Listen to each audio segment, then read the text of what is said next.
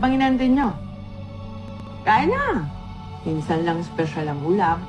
Adobong baboy para sa mga binababoy.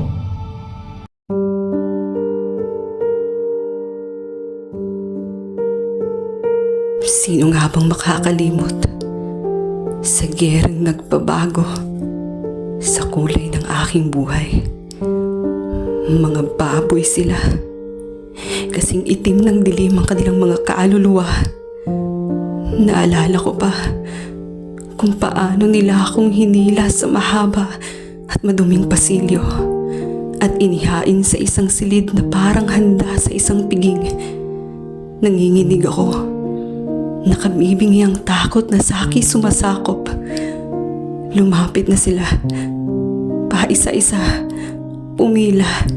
Naghahalakhakan pa habang kasuotan ko't tangal ay pinirapiraso nila. Natira sa akin ay katawan. Pero wala na ang aking dangal. Kamusmusan ko'y kinuha.